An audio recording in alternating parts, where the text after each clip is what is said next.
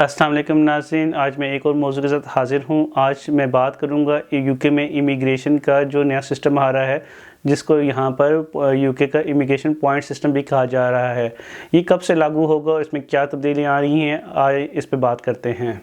ये जो कानून है, इसको इमिग्रेशन पॉइंट सिस्टम का नया नाम दिया गया है। इससे पहले इसका नाम वर्क वीज़ा होता था। अब जो लोग यूके से बाहर यूके आना चाहते हैं, उनको ये यूके इमिग्रेशन पॉइंट सिस्टम को फॉलो करना पड़ेगा वर्क वीज़ा हासिल करने के लिए। ये वर्क वीज़ा कैसे हासिल होगा और इसका बैकग्राउंड क्या है? ये जब रेफरेंडम हुआ था यूरोपियन यूनियन के लिए, तो उसमें ये चीज़ शामिल की गई थी कि वो इमिग्रेशन सिस्टम को भी रिव्यू करेंगे। अब ये नया सिस्टम आ रहा है जिसमें होम सेक्रेटरी जो हैं, उन्होंने प्रीति पटेल, उन्होंने जो है ये नया सिस्टम को इम्प्लीमेंट कर रहे हैं। 1 जनवरी से वो सारे लोग जो यूके आना चाहते हैं, उनको दरख्वास्त देनी होगी। ये ऑनलाइन भी हो सकती है और इसके कागजात जो हैं वो फिर किसी दफ्तर में जाकर आपको उसकी वेरिफिकेशन करवाना पड़ेगी। ये सिस्टम जो है, ये है क्या? ये सिस्टम वही है जो पुराना सिस्टम है वर्क वीज़ा, बस इसको अब इन्होंने एक पॉइंट बेस सिस्टम कर दिया है, जिसको वो ऑस्ट्रेलियन सिस्टम को की तरह फॉलो करना चाह रहे हैं, जिसमें ऑस्ट्रेलिया में सिस्टम है। तो इसमें होगा क्या? तो इसमें इन्होंने कैटेगराइज कर लिए हैं कुछ पॉइंट्स कि अगर आपके 70 पॉइंट्स टोटल हो जाएं तो आप एलिजिबल हो जाते हैं कि आपको वो वर्क वीज़ा मिल सकता है। इसको हम बारी बारी अब डिस्कस कर लेते हैं कि इसमें किस किस चीज़ से कितने कितने पॉइंट्स हैं। इन 70 पॉइंट में से 40 पॉइंट जो हैं, 40 पॉइंट्स जो हैं वो एम्प्लॉयर के हैं कि एम्प्लॉयर आपको जो है वो वर्क ऑफ़र लेटर दे दे कि जी कि मैं हाँ इस बंदे को मैं अपनी कंपनी में रखना चाहता हूँ, और वो एक कंफर्मेशन दे दे कि हाँ ये बंदा आ सकता है। और उसके लिए उन्होंने कैटेगरी स्पेशल कैटेगरीज़ जो हैं वो उन्होंने होम ऑफिस की वेबसाइट पे भी हैं। मैं अपने इस वीडियो की डिस्क्रिप्शन में भी डाल दूँगा, जहाँ पर वो सारी कैटेगरीज़ दी गई हैं, जिस पर आप जिस कैटेगरी के लिए में ही आपका एम्प्लॉयर या आप जो है वो वर्क वीज़े के लिए अप्लाई कर सकते हैं। ये है पहली शर्त। दूसरी शर्त ये है कि आपका एम्प्लॉयर ये गारंटी करे कि आपकी जो सालाना सैलरी होगी वो 26,500 यानी कि 26,500 एनुअली आपकी सैलरी होगी। अगर आप इस सैलरी को मीट करते हैं तो आपको इसके 20 पॉइंट इजाफी मिलेंगे, यानी कि 20 पॉइंट्स जो हैं आपको इसको इजाफी मिलेंगे। तो 40 पॉइंट्स आपके हो गए कि जो एम्प्लॉयर आपको लेटर देगा, और 20 पॉइंट्स जो हो गए आपके कि आपकी अगर सैलरी का थ्रेशोल्ड है वो 26,500 से ज़्यादा है।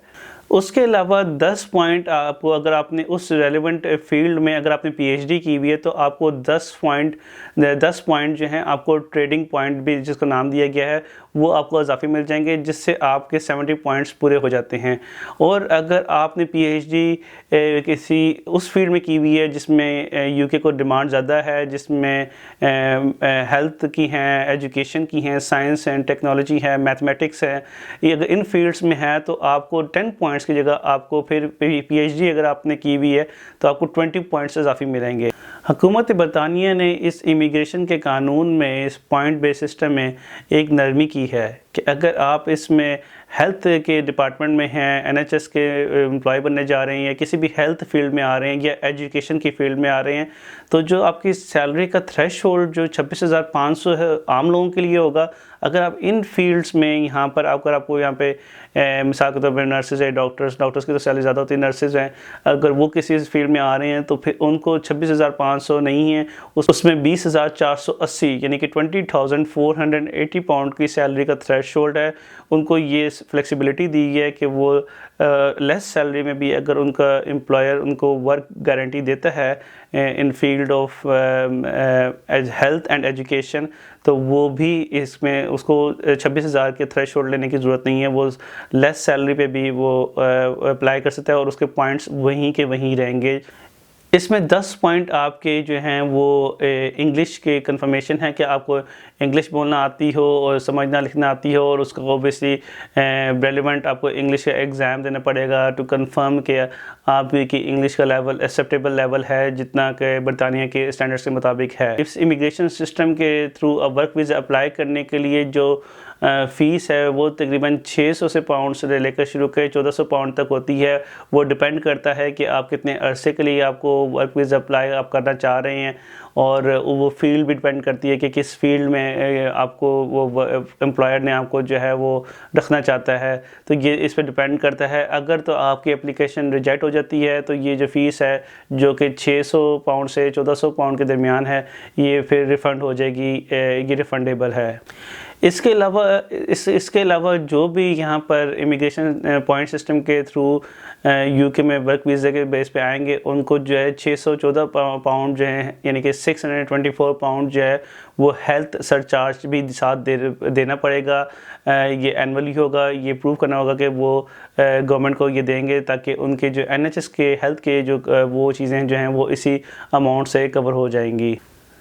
उसके अलावा 1270 पाउंड यानी कि 1270 पाउंड जो हैं, उसके अलावा उन लोगों को शो करने पड़ेंगे अपनी सेविंग्स में कि वो यूके लेकर आएंगे, ताकि जो है वो यहाँ पर आके जो है वो उस पैसे को इन केस ऑफ इमरजेंसी इस्तेमाल कर सकें। तो 1270 जो हैं वो ये पैसे हैं जो उनको शो भी करने होंगे अपनी एप्लीकेशन के साथ भी।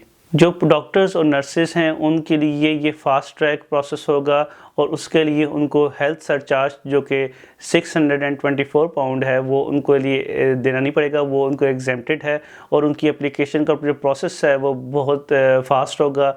और उसमें मैंने जिस तरह पहले कहा कि उनको जो सैलरी का थ्रेशोल्ड है उसमें भी काफ़ी उनको फ्लेक्सिबिलिटी दी है।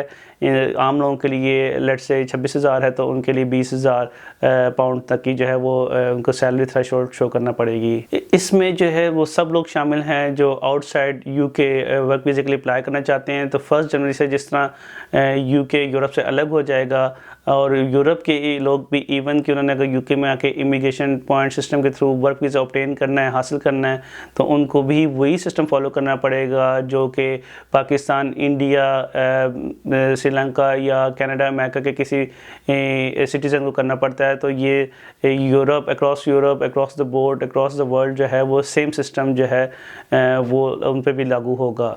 तो ये थी छोटी सी update in regards to new immigration point based system. इंशाल्लाह किसी नेक्स्ट मौजू के साथ दोबारा हाजिर होंगे।